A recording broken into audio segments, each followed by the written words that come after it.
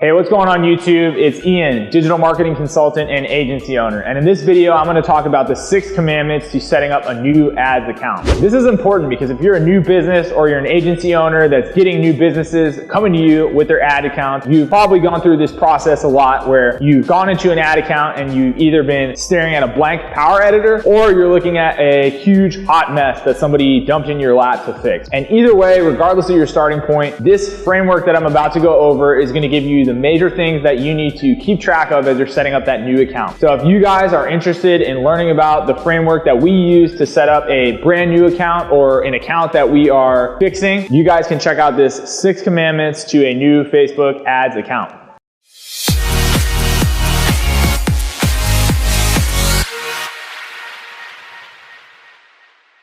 The first commandment of a new Facebook ads account is to train your pixel. Now, this is an issue with a lot of new businesses that we work on, or businesses that already have some sort of subscriber list or customer list from their offline, for the offline portion of their business. This could be a business that has distribution in store for their products, someone who has a customer list from another business that they're going to use for this new product line, for a new website and a new ads account. Whatever it is, if your business already has existing information on your customers, you're going to want to use that. And the way that you're going to do that is written out right here. First commandment of a new Facebook ads account, which is to train your pixel. So what this means is if you have any sort of customer data, you can actually upload that into Facebook so that Facebook has a better idea of who your customers are. The way this is going to work is that it's likely your customers also have an active Facebook account that they use. If this is associated with an email or really any of the information that you're going to feed into the Facebook system with your existing customer list, Facebook is going to be able to optimize your ad campaigns, in fact, your whole ad account for that data that you're inputting into the system. And if you've never used this, it's basically a way that you can upload your entire customer list directly into Facebook's audience system so that you can develop audiences from your existing customer list and you can use the data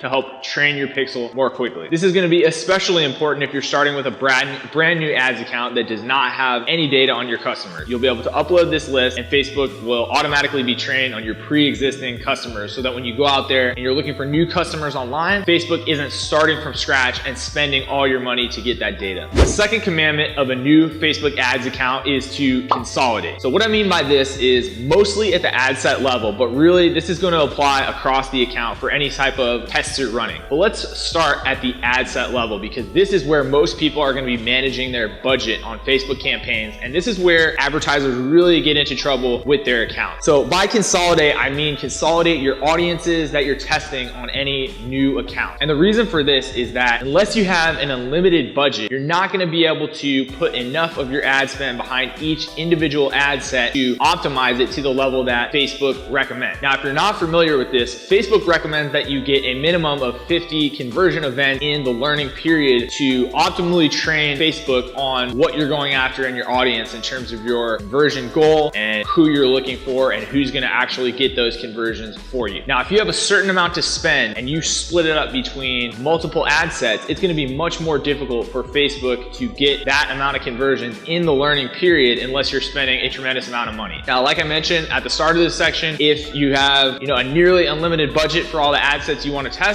this is going to be fine. Facebook will go out and it will find your customers regardless. But for most businesses, that's not the case. So the limited budget they have to test on a new ad account to start seeing some return on their investment into Facebook ads needs to be spent in a way that's going to maximize Facebook's ability to optimize for going out into the marketplace and finding your customers. And the way to do that is to consolidate ad sets. So to make this more concrete, if we're taking a new ads account, and especially when we're going out there and looking for brand new customers, popular type of audience that we like to use are lookalike audiences. So this could be an audience that looks like a customer list I uploaded or looks like people who previously purchased online. The thing that I'm going to want to do with these lookalike audiences is group them together so that I have the maximum amount of lookalike audiences grouped together for my initial test into one ad set. So Facebook has the best chance of going out and finding people who will actually convert as part of that combined, what we like to call a super lookalike audience. In this way, we're consolidating a number of audiences we think have a good chance of having our customers within that audience into one ad set so that when we spend this test budget on that ad set, we are very likely to go out and find customers instead of splitting all these different lookalike audiences audiences up into multiple ad sets that we then have to throw an equivalent amount of budget at each one just to get the same results on the test. So when you're testing, starting a new ad account, starting a new campaign, testing a new type of audience, you're gonna wanna consolidate to make sure that you at least have some of your customers Facebook will be able to go out and find during that initial learning period. The third commandment of a new Facebook ads account is to test creatives. And advertisers really get into trouble with testing creatives in two major ways. So the first one is that they try to test too many creatives at one time in any ad set. This is a really easy mistake. Basically what happens is people will throw 5, 10, 20 different creatives into one ad set, and when Facebook goes to optimize the results on that ad set, it will automatically stop using a lot of the creatives that don't have an initially high level of performance. So what this does, basically, it effectively does not test many of your creatives if you're stacking 10 or 20 creatives in one ad set. This is because Facebook wants to get you the best results possible, so it will quickly rule out testing any ad set or any creative that does not perform in that initial test period. So what you're gonna wanna do to prevent this from happening is to generally test 3 to 5 creatives per ad set. And if you're not getting Facebook to really run any particular creative because it's optimizing for another higher performing creative too quickly, you might want to even cut that down to 2 or even 1 creative per ad set just to make sure that that creative is getting tested. But again, that's a unique circumstance. The other major way that people get in trouble with creatives, and this is really the big one for new ad accounts, is looking at ad sets that aren't performing and determining it's because of the audience, and not taking that extra step to go in, look at all the creatives individually, and look at a time series analysis of their performance. Meaning, how was this creative performing in the past? Was there any dip in performance over time? Has it been, slowly trending down? How has the cost per acquisition been for this creative over time? And when you start to look at these things, you can notice trends in performance that indicate, the creative may have dropped off at a certain point due to something like the people in your audience seeing the creative way too many times, meaning the frequency of the creative would be going up rapidly. Or you may just see a consistent drop off due to people slowly being exposed to it too much, even though it's not surpassing any particular frequency cap you may have put in place. So in the first case,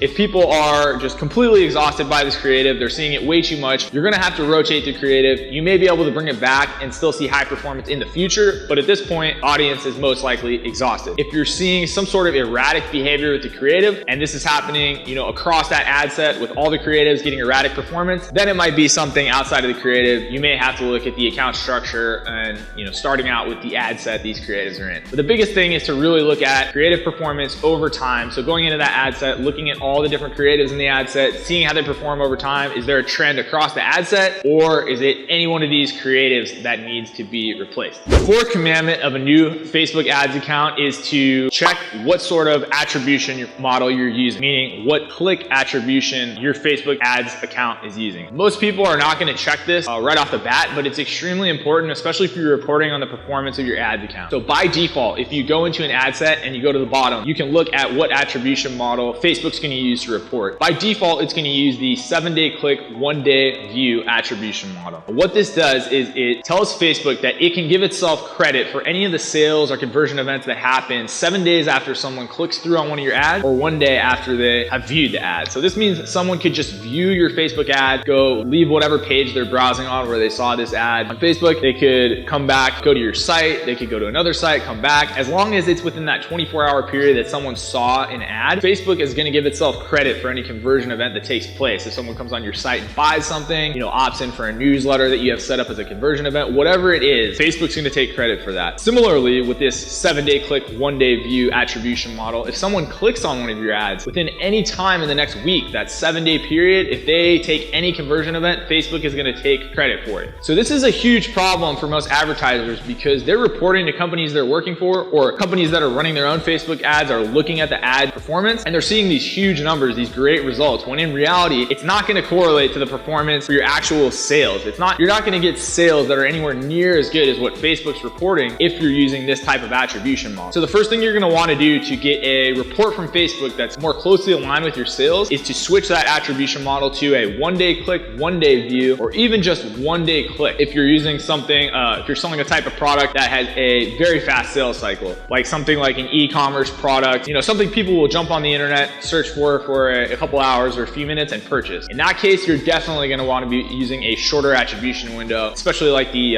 one-day click attribution window. So that's something to look into. We'll get more into it in the video on this topic. I really suggest you look at that if this is a new subject for you. Okay, the 5th commandment of a new Facebook ads account is to make sure your events are firing. Now, this is huge because the way that Facebook reports conversion data, meaning how many sales you're getting, is completely dependent on the type of tracking that you're using on your site. If you're using some type of platform that has built-in Facebook tracking like Shopify, another big e-commerce platform, you're probably going to get integrations with Facebook that allows this tracking to get set up automatically. You're not going to have to do it manually, so this probably isn't something you're going to worry about so long as your integration with that platform is set up correctly. But if you're not using a platform like that that has Facebook ads integration with conversion events built in, you're going to have to make sure that someone is setting these conversion events up. The most common way to do this is to use a tag management system like Google Tag Manager, installed on a web page, and then go in and install tracking and event conversions for all these specific events that are happening on page. Things like initiate checkout, add to cart, conversion, opt-ins. You're going to want to make sure that Facebook is tracking. So at a minimum, if you don't have this set up and you don't have a platform that integrates with it, you're going to want to hire someone to set this up for you, or at least someone that knows how to check to make sure that your conversion events are firing correctly, because the data that you're getting within your Facebook ads account on the performance or any other account that's linked to your Facebook ads is not going to be accurate if the tracking is not correct. And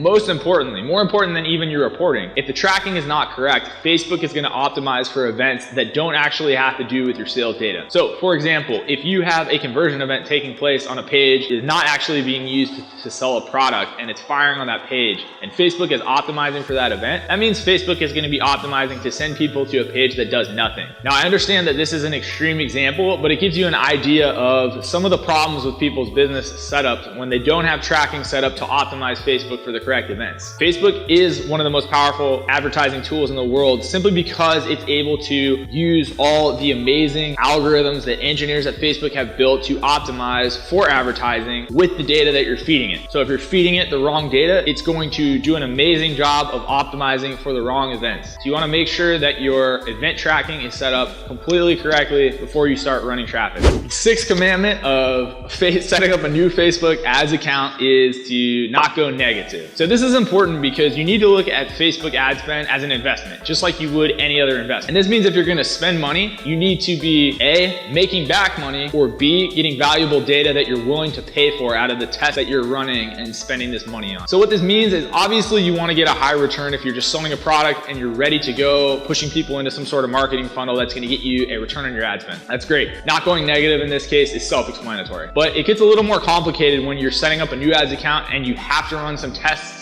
and you're not likely to get conversions right off the bat. In this case, you need to have a well-designed plan for what you're testing running this ads and spending this money. Whether that's trying to get opt-ins, trying to get people to a page that you can remarket to, trying to see who comes to a page and who clicks on your ads to get some sort of valuable insight on your audience. It doesn't matter what it is, but you need to have a plan if you're spending your money or someone else's money, Facebook ads, and you don't plan to get a return, meaning you're just running tests just for the data. You need to know exactly what data it is that you're willing to pay for, and then make sure that you get that. I hope you guys enjoyed that. That was the 6 commandments of a new Facebook ads account. Remember that you can go up and check on this playlist and you'll be able to dive deep into each one of these subjects so you can learn a little bit more about each one. If you haven't, or if you were listening to the attribution part and you really didn't understand it, I highly suggest you go over to that. That's going to be this 4th commandment right here. Use click attribution. Go watch that video. Make sure you understand that, because that's going to be the one most people are likely to not have heard of before this video.